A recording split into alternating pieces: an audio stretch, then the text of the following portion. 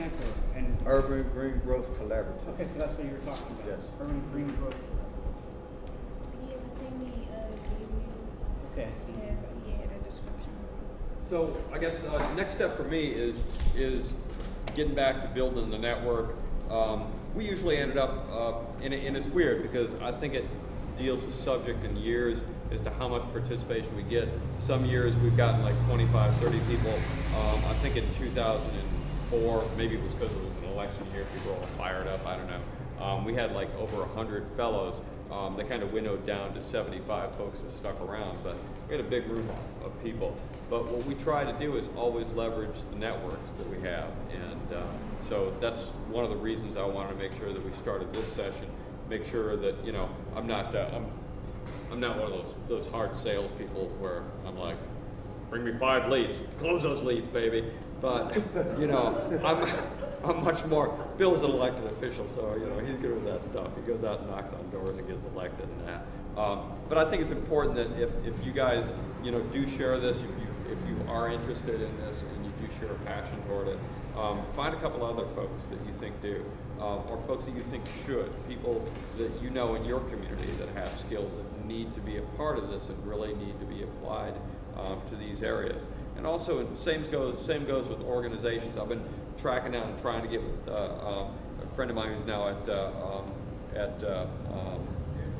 GTEC to see if they want to partner on it. If there are other organizations out there that you think would be good partners to bring to this, I want to see that happen, because I think the bigger network we have, the more people we can bring into this process. And I also want to make clear that as we go along, we're going to continue to move information out about what each week's program is, and I want to continue to encourage people to come in. If they're like, nobody's been paying attention, do they find out this hot shot from Nashville's coming in to talk about the Green Job Corps? Yeah, I want them all to come in the room. So we're going to keep building that network and participation, because in the end, even if we get people, there's a guy in here, the first guy in here said like, so when are you guys meeting? I'm like, every Wednesday. He's like, that rules me out. I guess I can't do the program. I'm like, well, I don't know, let's talk. Talk a little bit about it. I said, well, here's the thing. We've got a partnership with the Great Lakes Urban Exchange, GLUE, where we're going to be, that's one of the reasons Mark's here taping this, so that we can put it out there in a format that people who aren't necessarily from Pittsburgh can get to. People in Flint can get with the program that we're doing here and maybe figure out how to do it there back home. So I said to this dude, like, well, why don't you just, we're going to do that anyways. Why don't you be like a virtual guy here in Pittsburgh, and like you can do online stuff with us. And he seemed to dig that. So, you know, what we try to be is really open and flexible on this, because getting people engaged and involved, you've got to be able to hit them where their passion is. You've got to be able to meet their needs, and you really got to be able to inspire them to build on what those passions and goals of their own are. Anybody you think we'd be benefiting from pulling in here and getting the word out, let me know in terms of organizations. You know, same with your organization. And you know, I'd love to, like, if there's other folks out in the business sector that you can think of. You know, one of the things I've always thought about GNC is like, well, you know, this natural stuff is kind of right up the alley. It's like natural products. There's got to be other businesses out there like that too that would really, you know, be interested in getting involved.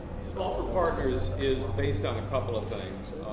First of all, Fred and Celeste are partners because I know their programs are directly going to benefit the work that we're doing, so I'll look for those kinds of partnerships. But also just, there's a couple of groups that I have that are like GLUE, that are just more informal partnerships, where what I'm looking to do with them is make sure that I'm just helping, they're helping get the word out, because they see what we're doing, they understand it, and they want to support and encourage, you know, their communities. In that case, it's just growing the circles. So those are kind of the two ways I look for partners. I mean, and you know, there's a possibility too. We could get some partners in. One of the reasons Repower America was interested is that they thought they might be able to bring some financial support so that we could, you know, possibly do some events, as Johanna was talking about, that would go out to different communities and bring parts and elements of what we're doing to different neighborhoods around the city.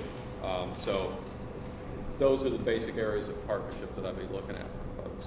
I think sort of the genius of what Bill wanted to do was just give what is a pretty rare thing, an open venue for the public to be able to really start from the ground and establish what they think is meaningful policy. and hopefully to do so on a conformed basis as best we can allow that. And the lower age end of this is about 20? So we're not looking for high school kids or anything to that effect. Laura started working with us. She wasn't a fellow, but you know, she was some geeky high school kid came in. I'd love to have participation from high school students if they can make that work. Oh, okay. Urban Youth Action is asking how they can become more involved. And if we could just talk about different groups of people, how we might bring them in. Yeah, I don't know them, but if you're having conversations with them, that's They my got hope. younger kids. They got younger. That's a good organization. And Poise Foundation is them. So, if I could have it. I'm gonna take them to City Council. Yeah.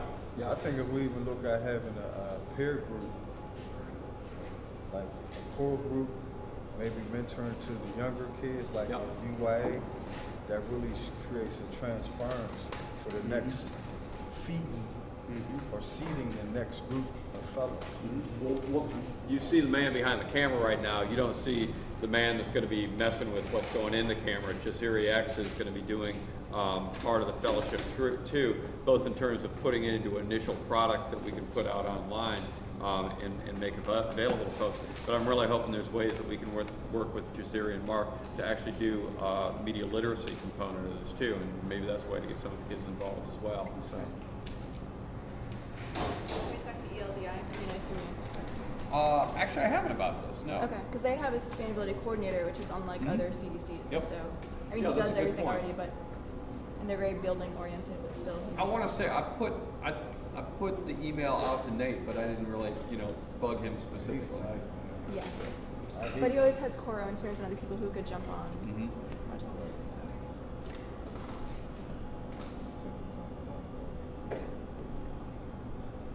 I guess Yeah, I go have ahead. a gap about the structure. I'm very structure oriented, so I have this question. So essentially, these are volunteers who come on Wednesday, and it's basically like a community meeting, but you're focusing on messaging to young people. But otherwise, it's a volunteer position. And you call yourself a fellow, and you can say that you did the Guyasuta Fellowship because you came. Yeah. We haven't ever done it before. Yeah, and obviously, you've Maybe done this year before. we'll do like a. I wouldn't say. Sometimes volunteer prompts like certain like ideologies about volunteerism, but honestly, I would say it is a fellowship with a full scholarship to attend that is sponsored by the city of Pittsburgh. I would seriously phrase it that way because a lot of times, even like the Washington Center, like just to do their internship and get the learning experience, you have to pay them. So in this instance, you don't have to pay, to get the knowledge, and it's invaluable. So I definitely look forward to you being there. What have you done afterwards since you've done it in the past? Oh, wow. It was quite a long time ago, wasn't it? That was, wow. Well, since I've been a Guyasuta Fellow, I've been aide to Chief Executive Dan Honorado. I have started a semi-pseudo consulting thing with nonprofits. I went to GISPIA, the Graduate School of Public and International Affairs at the University of Pittsburgh, and attained my Master's of Public Administration in Policy Research and Analysis. And I've also gained interest into the University of Wisconsin School of Law, which I'll be going to next year. And I've had a slew of internships from the Regional Equity Monitoring Project to the Department of Transportation of the District of Columbia. I did a summer program in Southern Illinois University for pre-law, which is only 80 students every year out of hundreds and hundreds of students that apply that program go to. There's a certain exclusivity about it. I've built my network exponentially from Bob Casey, he's a great person, judges, lawyers, whatever my field of interest was. If you are a scientist, there were scientists at the thing last time I went to the fellowship. Whatever your interest is, you'll be able to build your network, you'll be able to build your resume, you'll be able to build your personal strength and empower yourself as an individual, as a woman. You'll be able to do a lot. You'll be able to rear up and start your own thing and just do it when you're done being a Guyasuta Fellow. Man, I was just showing up. Yeah, we need